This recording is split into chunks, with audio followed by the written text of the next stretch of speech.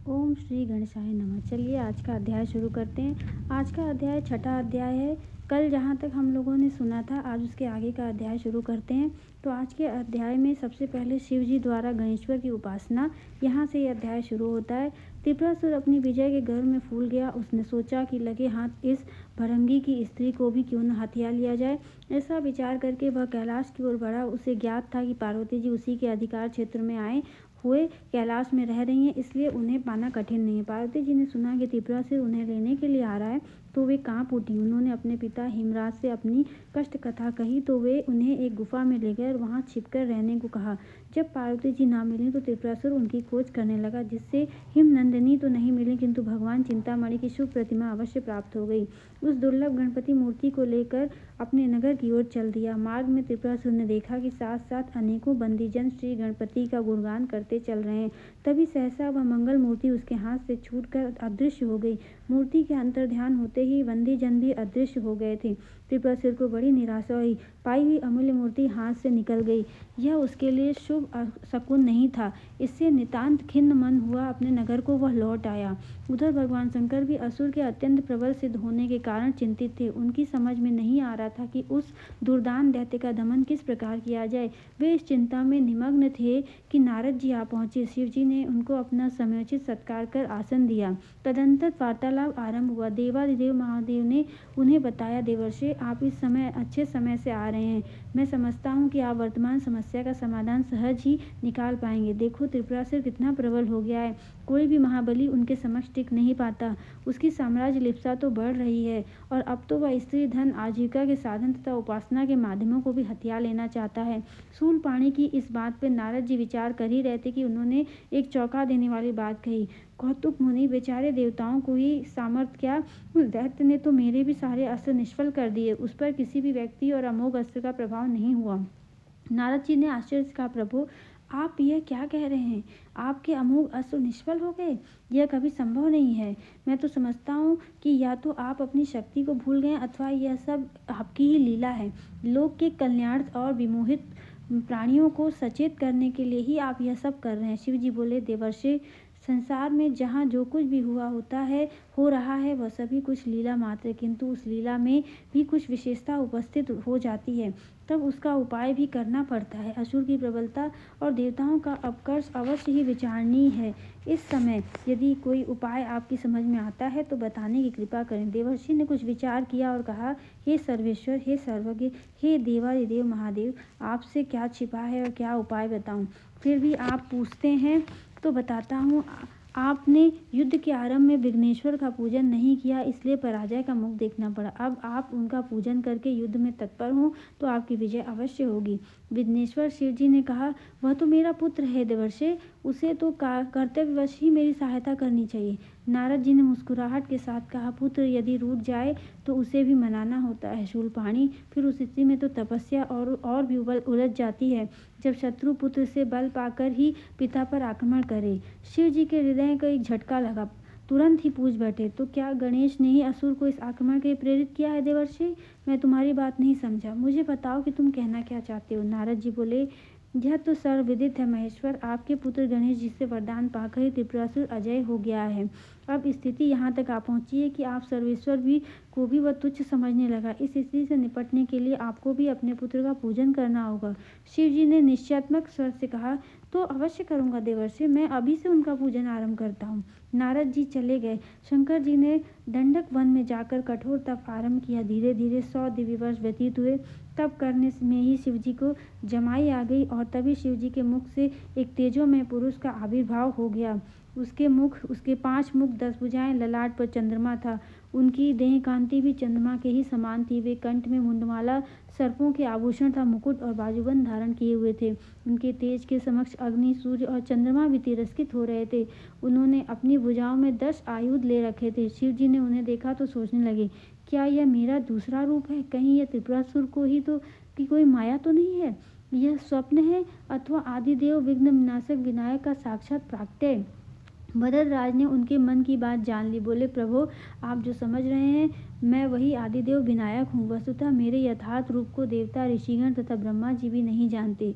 वेद, उपनिषद, शास्त्र कोई भी मेरे रूप को वास्तविक रूप से कहने में समर्थ नहीं है। मैं चराचर जगत, ब्रह्मा जी और अनंत ब्रह्मांडों का रचयिता हूँ। सत्व, रज और तम तीनों गुण मुझमें ही प्रकट हैं, किंतु उन गुणों का स्वामी होते हुए भी मैं उनसे परे हूँ। संसार की रचना, स्थिति और प्रलय मेरे ही कार्य हैं। आपने मेरा 100 वर्षों तक निरंतर चिंतन किया है, इसलिए मैं पूर्ण रूप से संतुष्ट हूँ। आपकी कामना पूर्ण करने के लिए इस समय यहाँ प्रकट हुआ हूँ, अतः आप जो चाहें मुझसे मांग लें। वरदराज की प्रसन्न मुद्रा देखकर और वरद वचन सुनकर शिव जी उनकी स्तुति करने लगे। हे देव, आपका पूजन करके मेरे 10 नेत्र और 10 भुजाएं आज धन्य हो गई। आपको प्रणाम करके मेरे 5 मस्तक और आपकी स्तुति करके मेरे 5 मुख धन्य हो गए।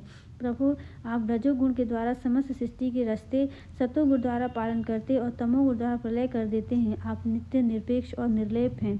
आप ही सभी जीवों के ईश्वर तथा उनके कर्म में साक्षी और फल प्रदान करने वाले हैं। हे वरदराज, त्रिपुरासुर को नष्ट करने का शीघ्र उपाय कीजिए, अन्यथा यह समस्त सृष्टि नष्ट हो जाएगी। वरदराज बोले, आप मेरे बीज मंत्र का उच्चारण करते हुए सरस ध्यान करेंगे तो अवश्य विजय प्राप्त होगी। मैं आपके द्वारा स्मरण करते ही आपके पास आकर कार्य संपूर्ण करूंगा। मेरा बीज मंत्र ग है, इसके उच्चारण के साथ बाण छोड़ते ही त्रिपुरासुर के पूर्व ध्वस्त हो जाएंगे। शिव द्वारा त्रिपुरासुर संहार, यह कह के गणेश जी तुरंत अंतर्हित हो गए। उसके बाद शिव जी ने उनका भक्ति भाव से पूजन किया और देव ब्रह्मादि को तृप्त करके पुनः उनकी महिमा को पुष्पांजलि समर्पित की और बोले, गणपति का यह स्थान आज से मणिपुर नाम से विख्यात होगा। इसके पश्चात शिव जी ने देवसेना एकत्रित की और त्रिपुरासुर की राजधानी की ओर चल दिए। गणेश जी का स्मरण करते ही उन्होंने देखा कि विघ्न विनाशक भगवान वीरवेश में स्वयं आगे आगे चल रहे हैं।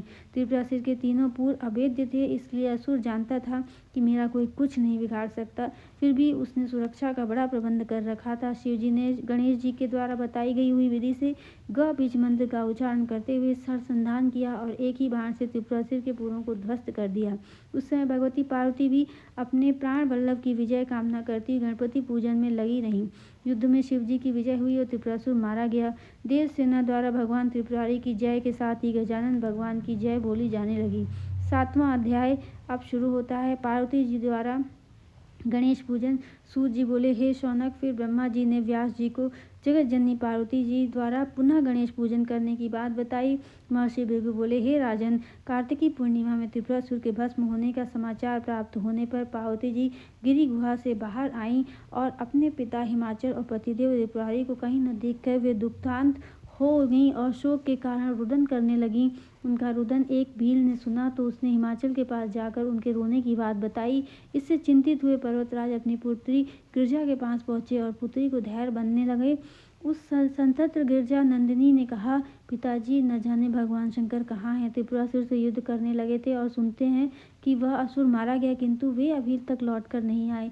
अब उनके सकुशल घर लौटने का कोई उपाय बताइए।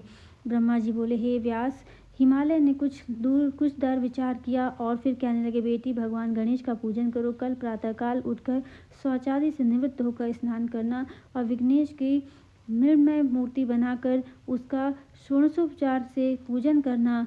भोग षड्रस भोजन रखना, किंतु ध्यान रहे कि उसमें मोदक अवश्य हो। भक्ति भाव पूर्वक गणेश जी का ध्यान, स्तवन, निराजन आदि करने से वे शीघ्र ही प्रसन्न हो जाते हैं। जब तक शिव जी न लौटें तब तक गणेश जी के एकाक्षरी ग मंत्र का जप करती रहना। वैसे इसके 1 लाख जप से अनुष्ठान पूर्ण हो जाता है। सामान्य स्थिति में श्रवण शुक्ल चतुर्थी से भाद्र शुक्ल चतुर्थी तक 1 मास पर्यंत गणपति पूजन एवं अनुष्ठान करें। पूजन के लिए एक मूर्ति से 108 मूर्ति तक ले सकती हैं। अनुष्ठान पूर्ण होने पर उद्यापन किया जाता है। उस दिन जप का दशांश हवन, हवन का दशांश तर्पण और तर्पण का दशांश ब्राह्मण भोज कराना चाहिए। फिर उन्हें दक्षिणा आदि देकर मूर्ति का किसी पवित्र नदी या सरोवर में विसर्जन करना चाहिए। विशेष स्थिति में यह जप पूजन अनुष्ठान आदि कभी भी आरंभ किया जा सकता है। राजा करदम का दृष्टांत वर्णन। हे पार्वती, कल शुभ दिन है, तुम कल से उनका पूजन और जप प्रारंभ कर दो। देखो, उसी अनुष्ठान के प्रभाव से पूर्व काल में एक सामान्य मनुष्य को अगले जन्म में राजा के घर जन्म मिला। वह राजा समस्त पृथ्वी का अधीश्वर, राजाओं का स्वामी और अत्यंत वैभवशाली हुआ। उसका नाम करदम था। एक बार वह राजा महर्षि भृगु के आश्रम में गया। वहीं महर्षि ने उसे अनेक इतिहास कथाएं सुनाई। तभी प्रसंगवश राजा ने अपने वैभव संपन्न होने का कारण पूछा तो महर्षि ने ध्यान करके बताया, राजन, पूर्व जन्म में तुमने गणेश्वर के एकाक्षरी मंत्र का अनुष्ठान किया था, जिसके प्रसन्न होकर गणपति ने तुम्हें राजेश्वर होने का वर प्रदान किया। तुम उस जन्म में एक दरिद्र क्षत्रिय के घर में उत्पन्न होने का कारण जीवन भर दुख भोगते रहे। तब एक दिन आत्मघात को तत्पर करते हुए तुम वन में भटक रहे थे। तभी सौभरी ऋषि ने तुमसे तुम्हारी भेंट हुई और तुमने उनसे संकट निवारण का उपाय पूछा। उन दयालु ऋषि ने तुम्हें गणपति के एकाक्षरी मंत्र का उपदेश किया। तब तुमने उस अनुष्ठान को अत्यंत श्रद्धा भक्ति पूर्वक किया, जिसके फलस्वरूप उस जन्म में तुम्हारी शेष आयु सुखपूर्वक व्यतीत हुई और इसी के प्रभाव से इस जन्म में सम्राट हुए हो तुम। राजा नल का दृष्टांत वर्णन। हिमालय ने कहा, हे उमे, निषद देश के राजा नल ने भी उन्हीं विघ्नेश्वर का पूजन किया और अभिष्ट वर प्राप्त किया। वह राजा अत्यंत ऐश्वर्यशाली, धर्मज्ञ, राजेश्वर और महाबली था। समस्त विश्व में उसकी यश पताका फहरा रही थी। वह जैसे नीति निधान था, वैसे ही ज्ञानवान भी था। उसके पास सदैव विद्वान ब्राह्मणों, ऋषि मुनियों, मनीषियों आदि का जमघट लगा रहता था। एक दिन उसकी सभा में महर्षि गौतम पधारे। राजा ने उनका अर्घ्यपाद्यादि पूर्वक अत्यंत स्वागत सत्कार किया और जब वे सुखद आसन पर विराजमान हो गए, तब राजा ने उनसे कोई पुराण कथा करने का निवेदन किया। महर्षि ने कुछ समय में ही उनको अनेक कथाएं सुना दी। तभी भगवान गणेश का प्रसंग आ गया। ऋषि बोले, हे राजन, भगवान गणेश्वर समस्त देवताओं के अधीश्वर एवं सर्वात्मा है। वे जिस पर कृपा करते हैं वह परम भाग्यवान हो जाता है। राजा ने निवेदन किया, भगवान सब देवताओं के अधीश्वर तो भगवान विष्णु माने जाते हैं तथा कुछ विद्वान त्रिलोचन को भी सर्वेश्वर कहते हैं, किंतु गणेश जी को सबका स्वामी कहते हैं। तो किसी को भी नहीं पता, किसी को भी नहीं सुना। अब उन्हें ऐसा क्यों कहते हैं, ये बताएं। तो आज यहीं पर अध्याय खत्म करते हैं और आगे की कथा हम अगले अध्याय में जारी रखेंगे। और मैं आशा करती हूँ कि आप आगे की कथा सुनने के लिए हमारे चैनल को सब्सक्राइब जरूर करेंगे और बेल आइकन ज़रूर प्रेस कीजिएगा, जिससे हमारे सभी नोटिफिकेशन आपको मिलते रहें। और इसी के साथ मैं ये भी कहूँगी कि हमेशा तन मन धन से भगवान का पूजन करते रहें। आपकी सारी मनोकामनाएं पूर्ण होगी।